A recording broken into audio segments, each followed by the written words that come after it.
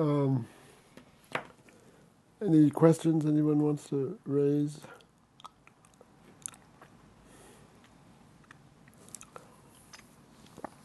You know, in Taiji, when we study such things, we always take a very practical perspective. What do you actually do?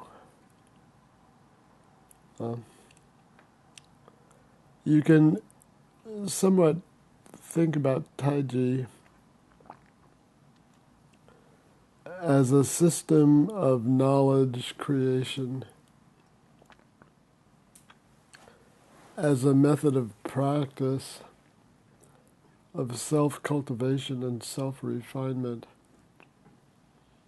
that is based on the concept of the embodiment of this yin-yang principle.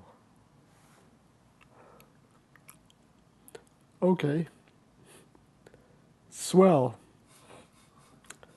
What do you do?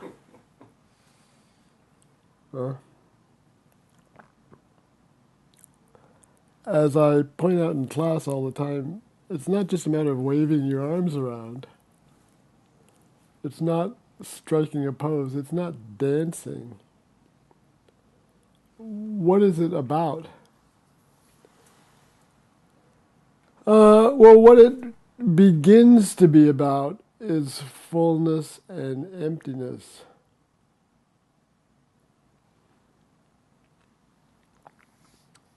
In the oldest of the Taiji classics, the one attributed to Zhang Sanfeng, the legendary Taoist monk, there's a passage that says, each place in the body has fullness and emptiness.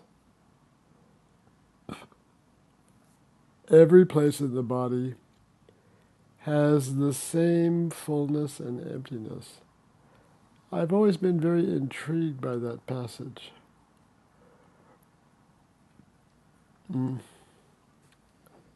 For one thing, it's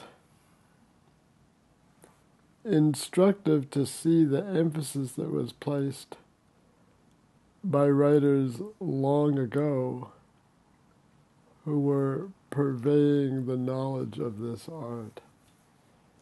The emphasis that they placed on fullness and emptiness as primary answers to the practical question of what do you do? What do you do to embody yin-yang? You separate the full from the empty. You differentiate between fullness and emptiness. Another passage in the classics states, the weight must be clearly differentiated at all times. It tells us a similar bit of advice. If you want to practice this art, if you want to refine yourself using the principle of yin and yang, what do you do? Where do you begin? Understand the fullness and emptiness, potentials and real experiences of your own body. Use fullness and emptiness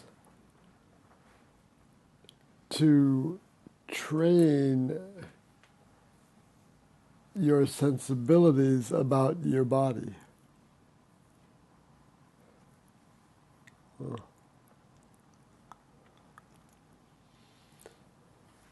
In a word, we say differentiate.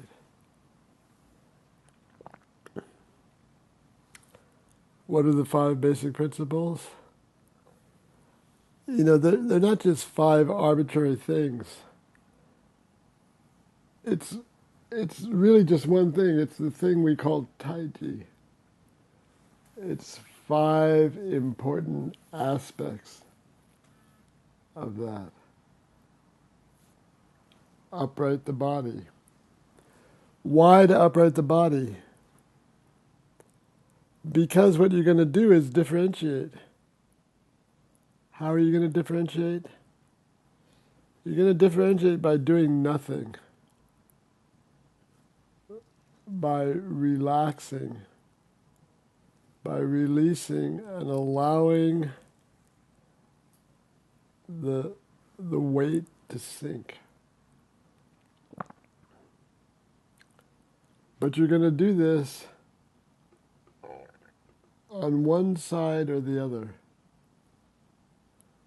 You're just going to mentally designate one side is full, one side is empty. And you're going to discipline the body to then be that.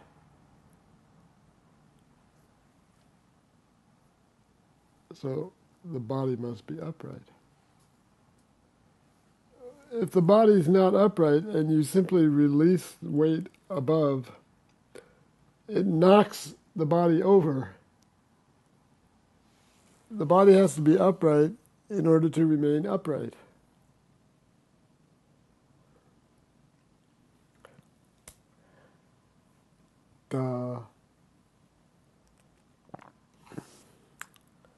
Beautiful lady's hand. Beautiful lady's hand is merely an extension of the upright body. The upright body says you establish a straight line between the top of the head and the bottom of the foot. That same straight line exists between the elbow and the tip of the middle finger.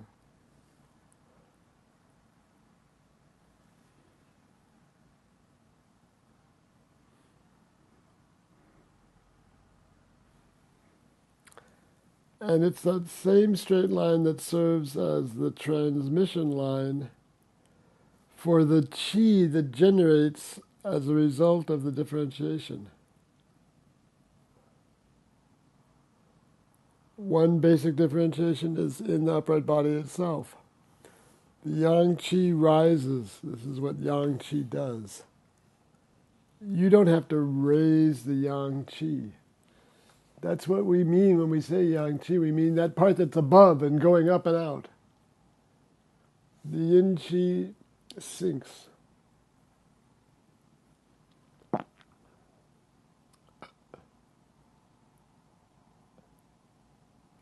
You don't give it its sink. The earth gives it its sink. Its own substance gives it its sink. It's that dynamic interplay between substance and earth that we call gravity.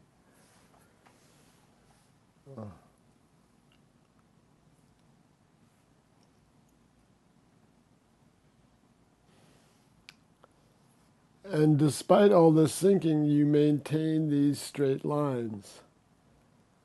You do what? It's mentioned in the classics as well.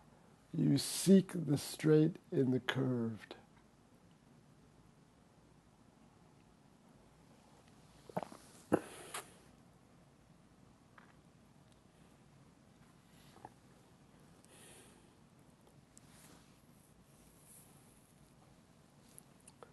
Upright body, beautiful lady's wrist.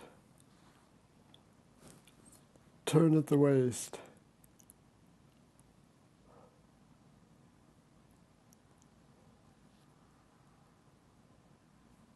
Turn at the waist means use the force coming from the foot to move the hand.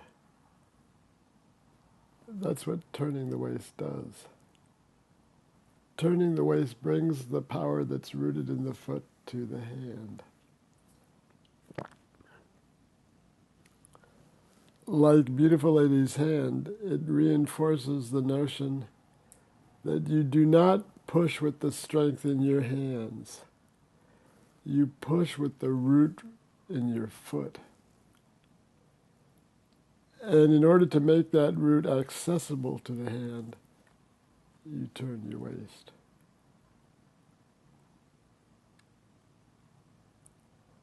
All of this does what?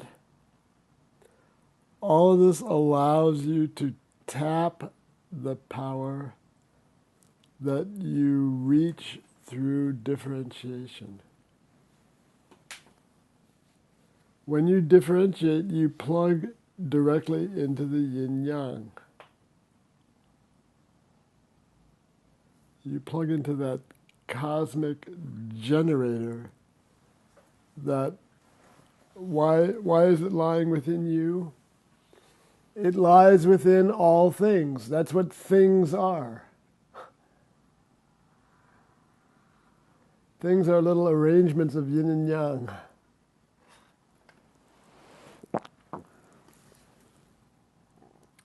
So differentiation allows you to tap the earth's strength.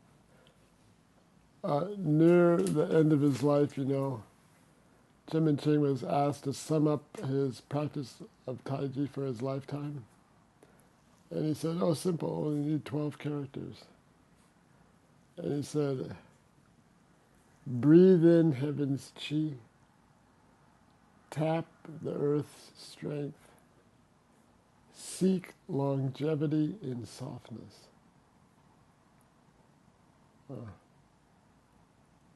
How do you tap the earth's strength? Well, keep your body upright.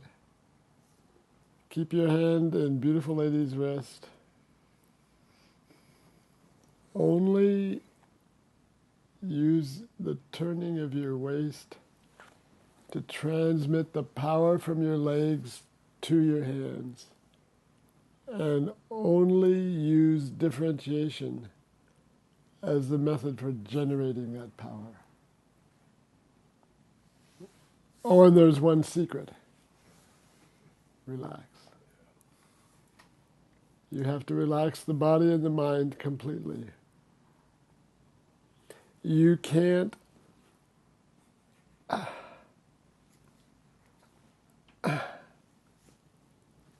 have to relax. Because Tao follows nature. You have to rely on non-action.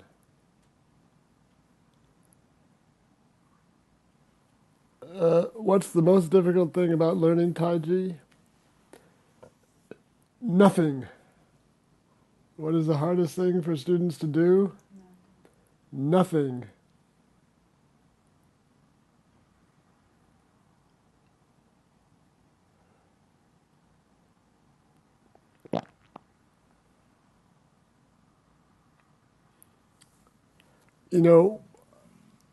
I always wonder about the experience that's being had when people who are guests at the inn come to Taiji class. And for the first half an hour, they're just lost.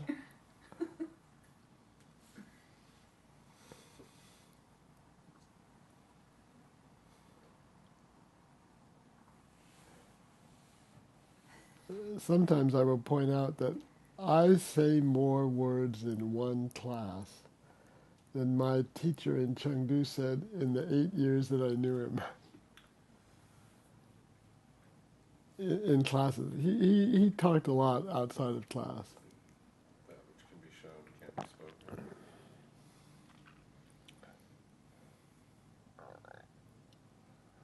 spoken. This relates to this culture of knowledge and information. How does it generate and how does it pass?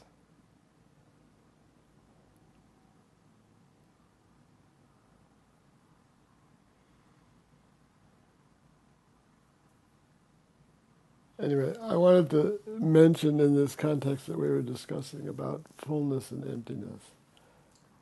Because it turns out that fullness and emptiness is really bedrock.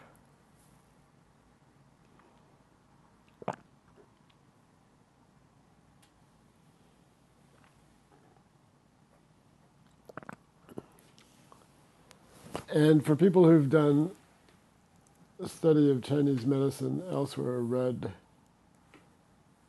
other English language texts about Chinese medicine, it's always important to point out that these Chinese words that we are calling fullness and emptiness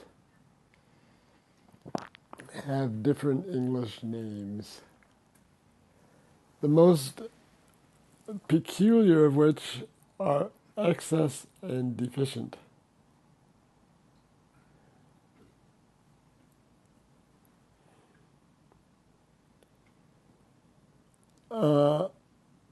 They're peculiar because fullness in Chinese doesn't mean excess, and emptiness doesn't mean deficient. They're different Chinese words that can be rendered into English as excess and deficient.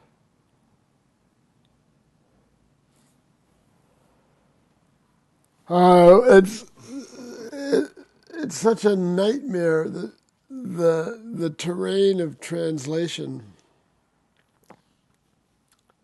You know, you get one Chinese word that's translated by different English words.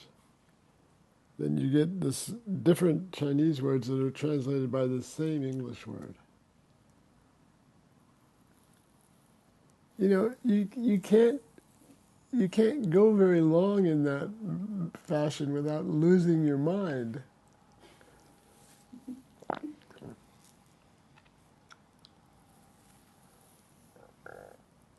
So you see, we've lost our mind. It's okay. It was not that valuable object to begin with.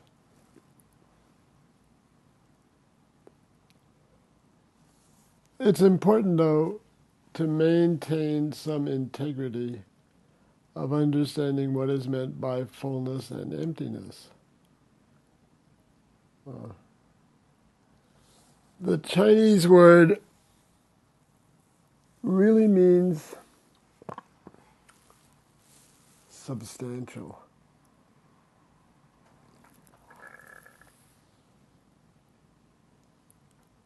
Maintaining a kind of concentrated value. Part of the word is the ancient character for cowrie shell, which was an ancient form of money.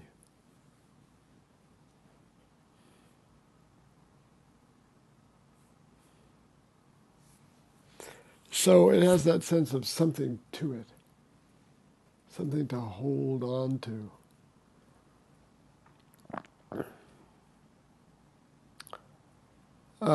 The word for emptiness, shu, is quite a puzzle philologically. It doesn't have a clear pictographic meaning.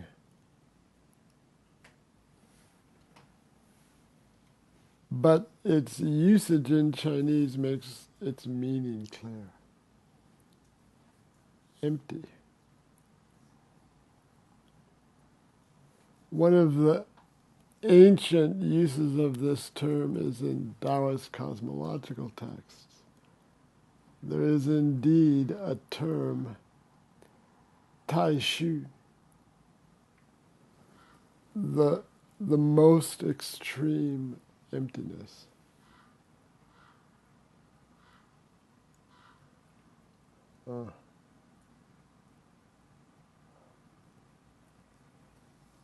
This is another name for wuji, as in taiji comes from wuji.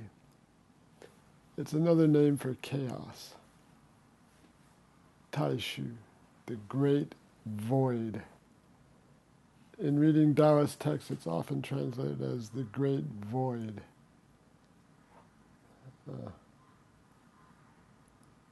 Well, if you understand even a little bit about Taoist cosmology, you understand the enormous potency of emptiness. There's nothing about emptiness which suggests deficiency. Its being empty is not derived from more and more deficiency. Its emptiness rather expresses this yin-yang sensibility about the cosmic potential.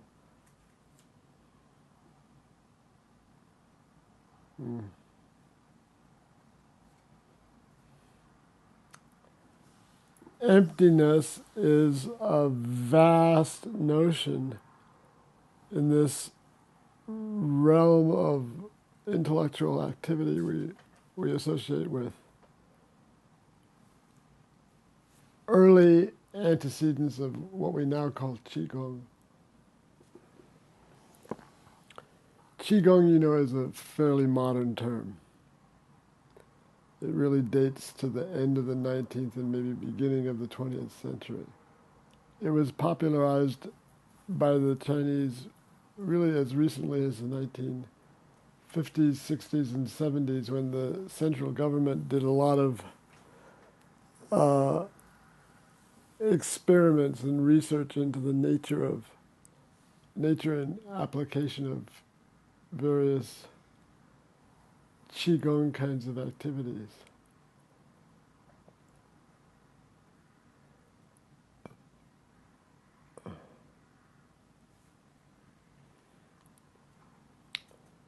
If you go back and look at more ancient literature, you don't find the term. But you find other terms. Daoyin is one term you find as a name for practices very similar to some which we now see described as Qigong.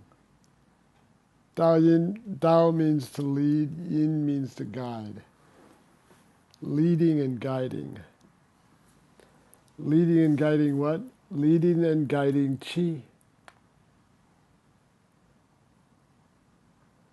The notion of having practices which train, which cultivate, which accumulate, which refine, which practice the leading and guiding of Qi. This is a very old subject in China.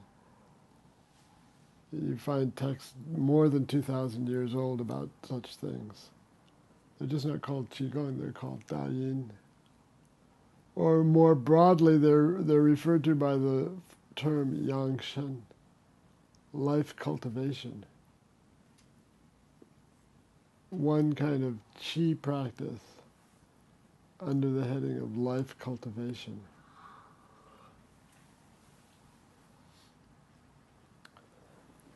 Much of what we do in our modern Taiji class stems directly from these very ancient concepts of life cultivation and leading and guiding Qi.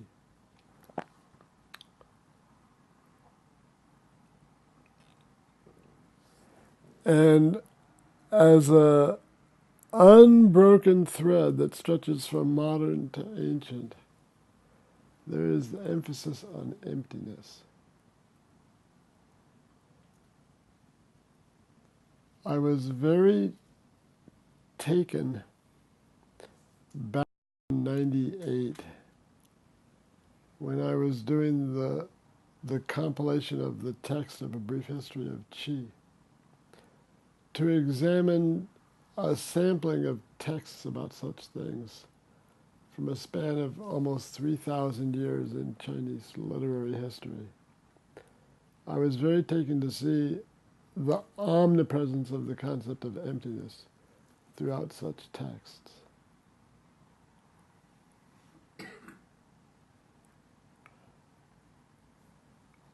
Hardly ever, nothing comes to mind, but I can't say never, but I can say probably rarely ever used to express deficiency.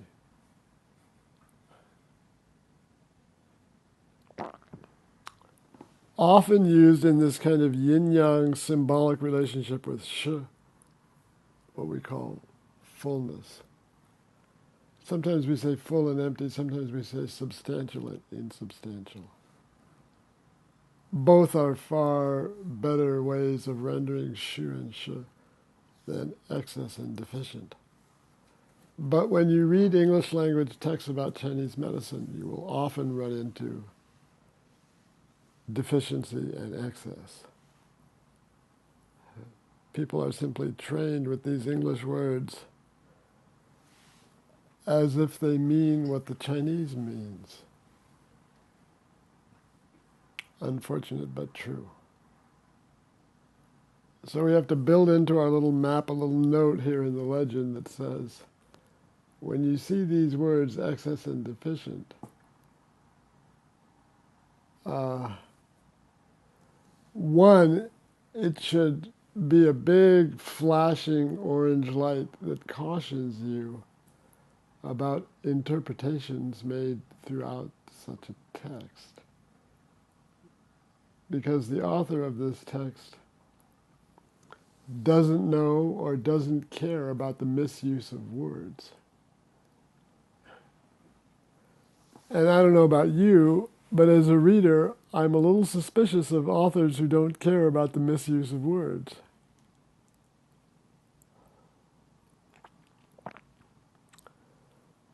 But if you, for one reason or another, have to struggle with such a text, at least it might help you to better understand what you're struggling with, to recognize that deficiency and excess are really inadequate and unacceptable translations of shu and shi.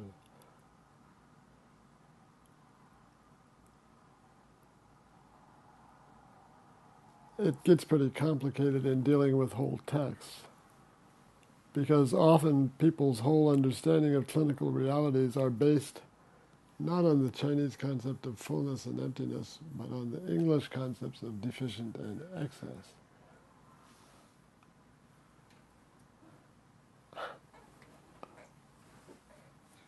Oh well. Sometimes we pay good money for the confusion.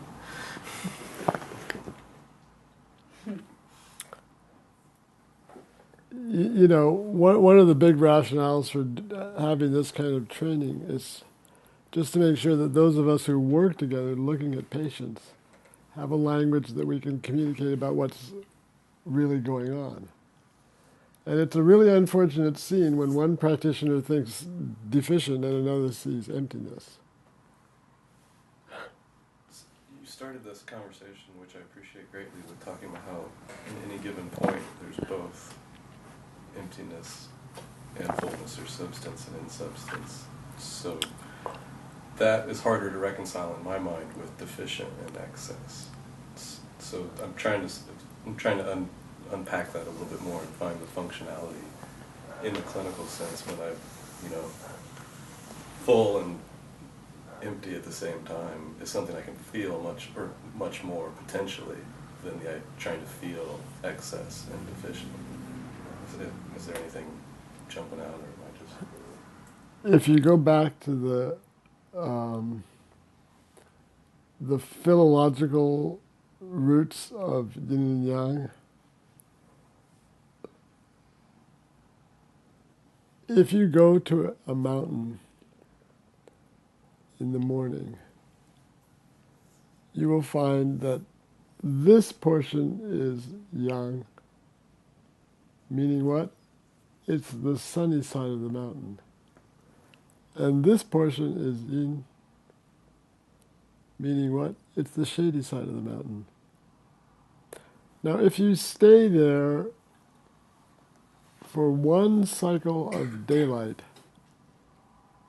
you're very likely to experience something which is kind of the wisdom of yin-yang, which is that portion which was yang in the morning is yin in the afternoon. So now answer the question of where's the yang side of the mountain? So to bring it back to a clinical touch setting, you said something a couple of weeks back when I was up here one time. I was talking about full and empty and touch and trying to either level one out or bring one up or do something, right? And you made the comment, I wouldn't presume to know what to do in that situation, and it stayed with me as I continued to work on folks because intention being so important and feel and listening. So I'm just kind of, what's the clinical usefulness potentially from where you sit with those concepts involved in touch? Because the other thing I'm thinking about, sorry to ramble here a bit, but what I really like about this presentation of Taiji Tuina is the type of Tuina I practice is Tuina. It's form-based, right? So I put together a form that I have liberties with in smaller sets of the same form, but it's always form correction. And so those principles speak pretty profoundly when I think about why my wrist hurts maybe at the end of working on someone, because it was like this versus like this, and then maybe if I'm turning at the waist and deeper. So all very functional, very translatable stuff. And then we get to one of the core aspects of Chinese medicine 101, right? Deficiency and excess, full, empty, substantial, insubstantial. I'm just wondering, if there's, thanks for letting me get that out. If there's not a question in there, I apologize. But Well, I think it gets to a pretty big question, which is, who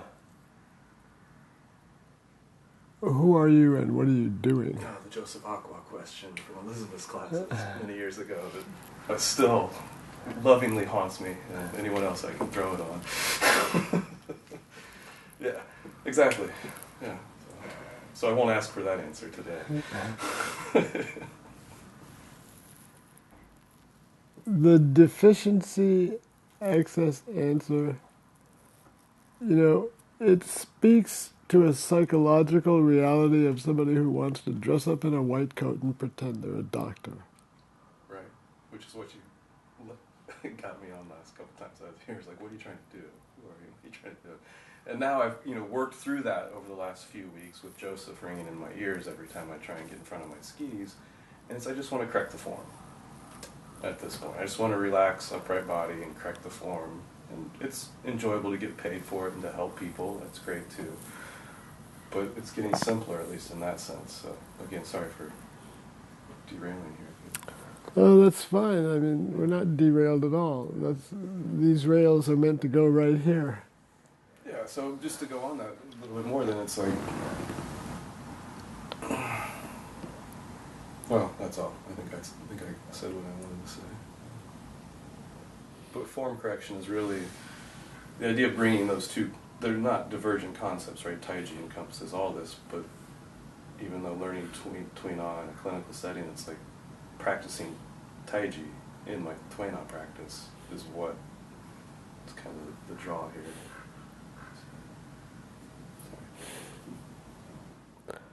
I would place the emphasis on not merely form, but form and function. With the function always being focused on listening. What is the most profound thing volumetrically that happens in the clinic? People get listened to. People get heard.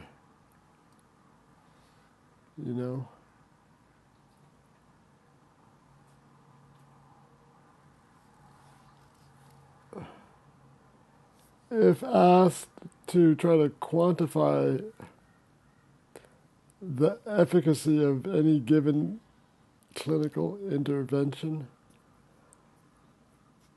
my answers always tend to emphasize the listening as the predominant category of whence efficacy. Why does it work? When it works because something that was stuck in the patient is now moving. That's what listening does. That's what listening engenders. Listening engenders a flow. And I don't merely mean listening to what the person says, but particularly listening with your hands.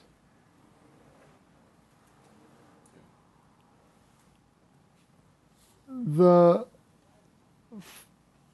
the debate, if you will, between fullness and emptiness and deficiency and excess. The deficiency and excess view presumes a knows best. I know what's enough, I know what's too little, I know what's too much. Fullness and emptiness makes no such presumption. It says, here I feel, here I don't. Here is full, here is empty. This gets directly back to the point that was the theme of last week's talk, which was knowing through not knowing. If you don't know, then you must pay attention so that you can find out. That is the attitude that will engender listening. If you know, why listen?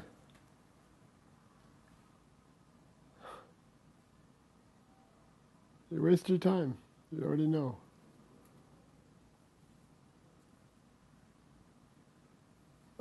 That creates a problem. If there's no reason to listen, there's no listening.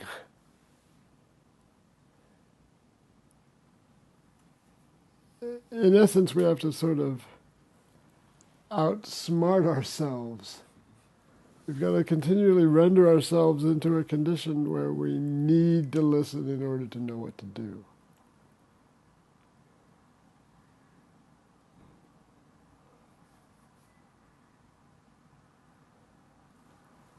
You study primarily to train yourself.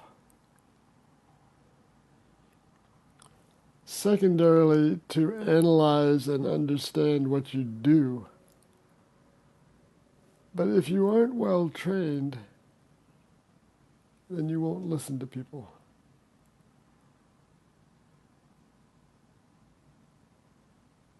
You'll rely completely on what you know.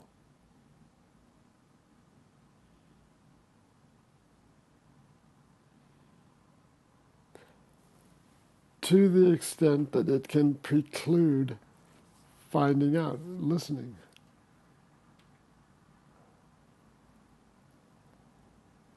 That's not a trivial thing. That's a big problem.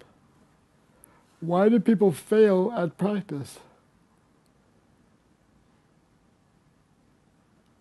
They studied, they passed through school, they passed their licensing exam, they get into practice, they fall on their faces. You think that never happens? I think that happens all the time.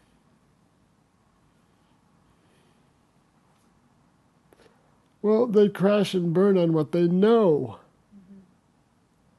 They never learned how to use not knowing as a way of knowing. They never learned how to navigate this one particular little funny dynamic that takes place in the clinic, where you really need to not know what's going on.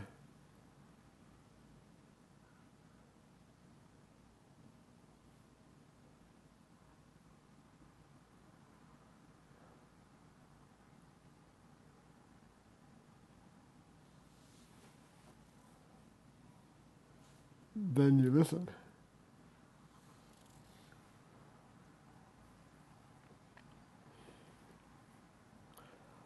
I would say that accounts for upwards of 60, 70, maybe 80% or more of all efficacy. I don't see myself as a great healer. I'm not possessed of some magical power which I give to people and they get better. I think what happens is that people are jumbled up messes. And what my intervention can accomplish is a very slight reorganization of some of that mess, so that a flow is established. I remember from one of your first weeks in your history of healing class, just talking about how people list the concept of listening. Another concept you threw out at that time was people coming in with a story, needing to be able to share that story, have someone hear that story, and then have a skilled practitioner who can maybe either give them new words or new tools to either change that story or understand that story. And so that's one that's stayed with me quite a while, and that we talk about in Tao's clinic all the time. Because people do, they're hot messes. We all are. I know I am. So, if someone can actually hear me and help me kind of untangle it, it's good. Well, you see it in clinic day in and day out. People come in with a story, and their story's already got some twists and turns in it, you know. They want to tell you their story. Then they want to hear your story. What do you make of this? Well, it's your liver. Obviously, you've been hanging out with your gallbladder.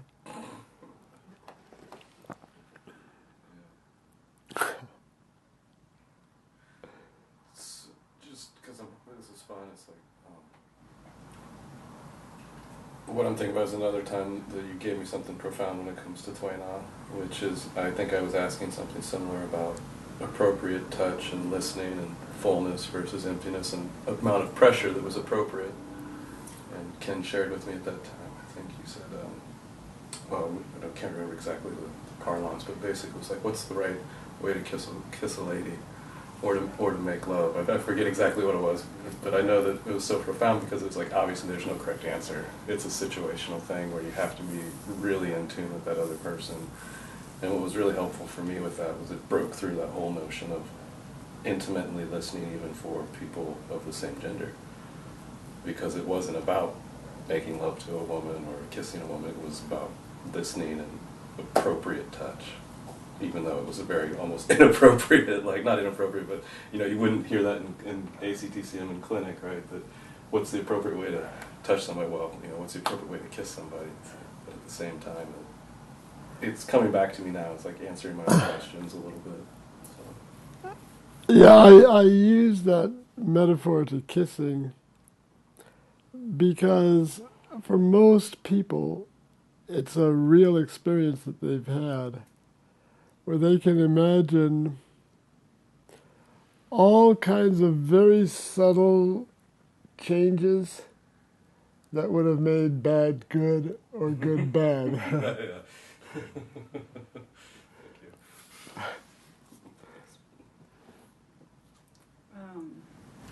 you.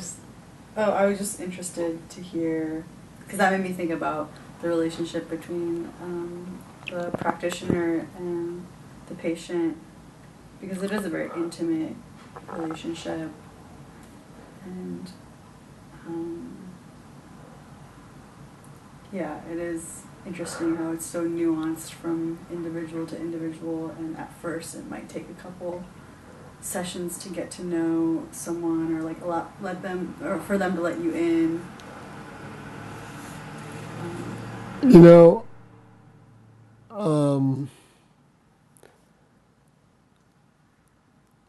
I have tended to be guided in regards to these kinds of concerns by what happens.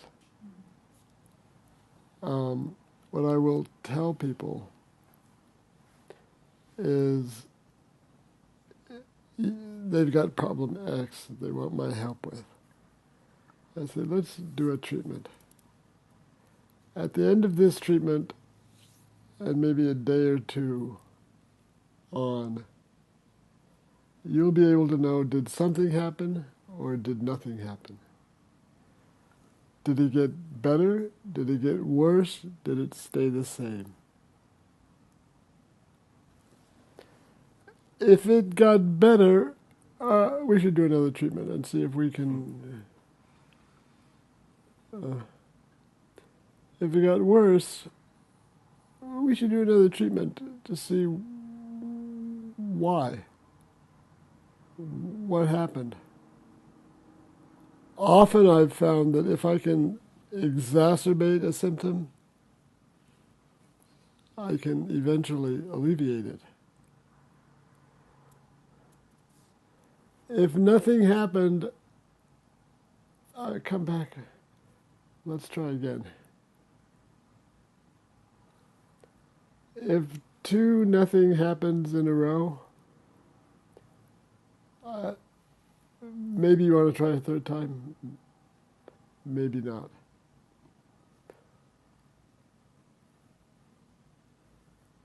But that's what matters. How do you feel about it? Did you like the experience? Did you not like the experience? You know,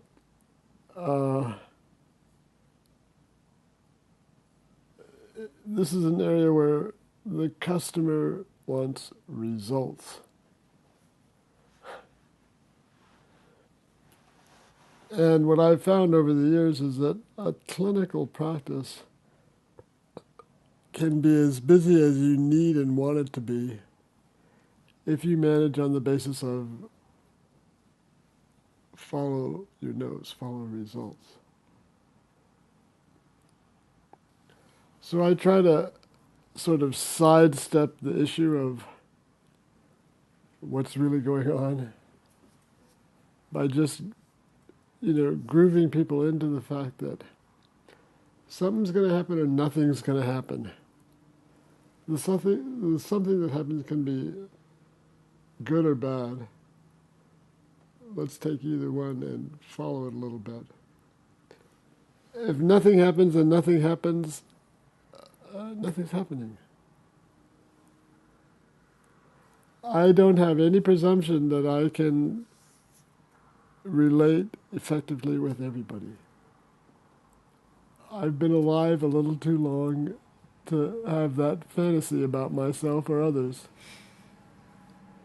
Some people get along, some people don't.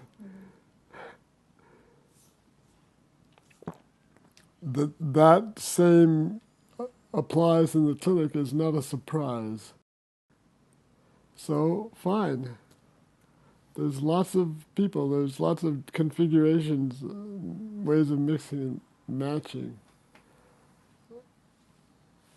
Let's not waste time trying to force anything on anybody. What makes for effective listening is unbiased listening. Listening which can purely just listen. I saw a patient this morning. I've seen this guy for almost 10 years. But I approach him in the same way. I have throughout that time period. Just try to listen to what's going on.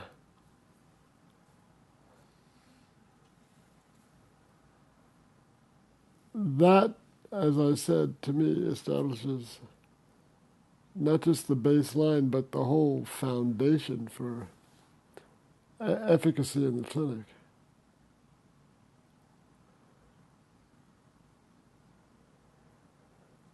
And that's all built upon an understanding about the importance of not knowing.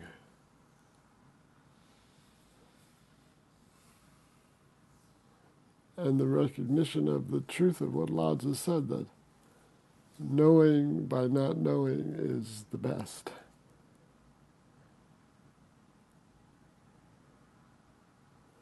Not knowing by way of knowing is disease. That's what the clinic is here to fight. That's the enemy. So, for God's sake, we don't want to practice that.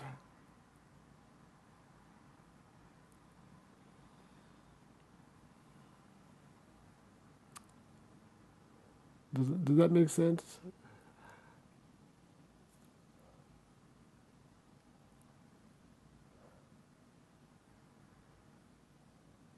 other questions?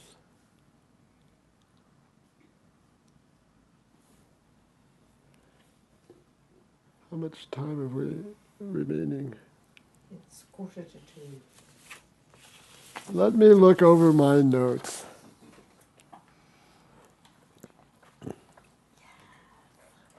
Please mark it up, because we're going to try and edit it.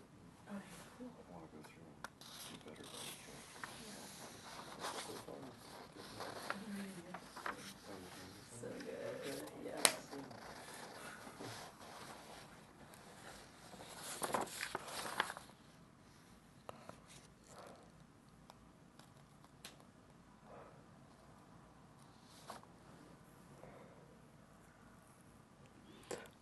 I was happy last time about, and I'm happy still that the notes and what I currently see as the content of these talks remain pretty synced up. I can envision what can come out of this process is a little book like the one you've produced.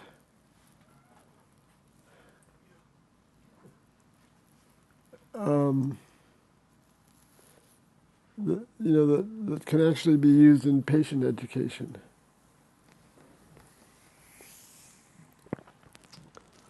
Along with the software, so to speak, of how to use it, how to effectively get people to tune into what's going on.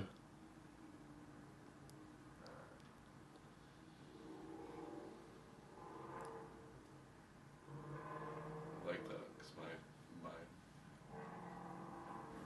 dream, goal, whatever, thought for Toyna would be to turn patients into practitioners. And we've talked about, couples Toyna classes and such in Downs Clinic too. Cool. So yeah, I can throw a little effort towards that. 'Cause would you think's like for a patient facing copy would be a complete version or a little bit of a distilled down? One copy to do all, or yeah. I would tend towards that.